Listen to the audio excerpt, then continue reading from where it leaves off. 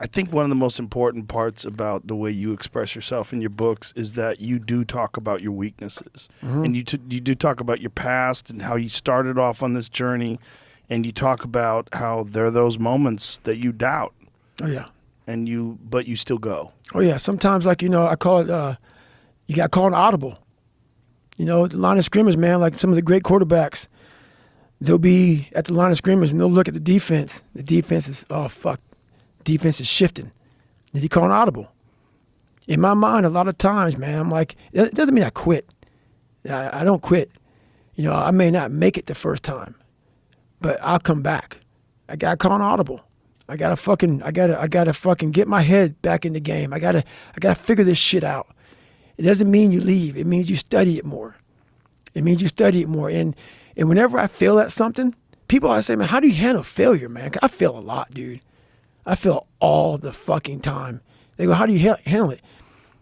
What I'm trying to do, and this isn't being arrogant, man. It's being real. Not many people are trying to do. So there's not many people who can even open their fucking mouth and criticize me when I do fail. Cause I'm trying to do shit, man, that many people aren't trying to do. But I don't look at failure as failure. I look at failure as your first, second, third, fourth, fifth attempt. I look at them as attempts. I don't look at anything as failure. Because when you're willing to try to do something, not trying is failure. That's not some after school special shit. But when you're able to go out there, there is no failure. It's attempts. Because when you're trying to do something that's bigger than you, whatever you are, whoever you are, if you're paralyzed, you're trying to walk one step and you didn't fail, motherfucker. That was your first attempt. If that's your biggest thing, that's how your mindset needs to go into everything. So I don't look at it as failure is a big word like that gets people down and shit. We give so much power to words. I don't. I take the power right away. I didn't fail shit. Do you ever have conversations with Cam about mindset?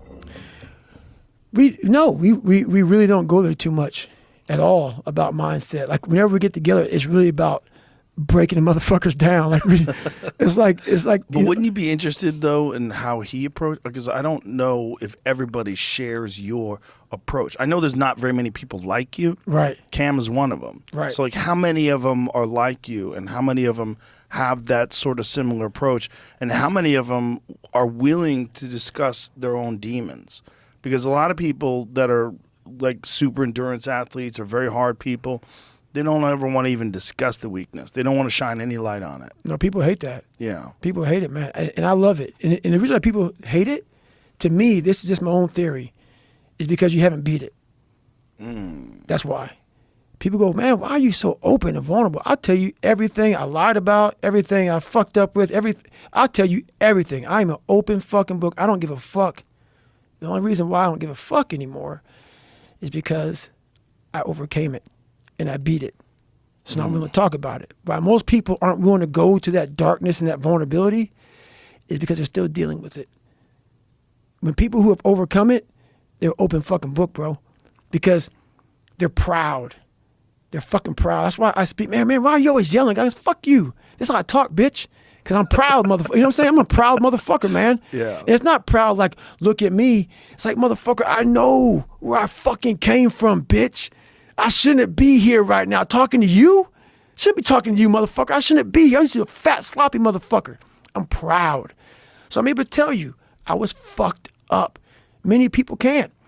Cause that's a common thing that people say when I interview them after fights. Like, I'm not supposed to be here. This is not supposed to happen to me. There's a common thing when I've had conversations with people and they've won a big fight. They've had this big event. Right. They say I wasn't supposed to be here. Right. Statistically. Like, Chris Gutierrez just said that last UFC fight when I interviewed him. It's like, I'm not supposed to be here. Right. Probably because they come from a bad place. Exactly. And when you're in a bad, especially when you're young, we develop self-esteem, by the age of 7. If you're not good by the age of 7 or 8 years old, you have a good chance of being fucked the rest of your life. Yeah. So if your parents or you came up wrong, and then 7 or 8, if you don't have the self-esteem, but you fucking grind, you're like, I want to be better. When you get to that UFC championship, or you get to where I got, or where I am. It's almost like you can't believe the journey.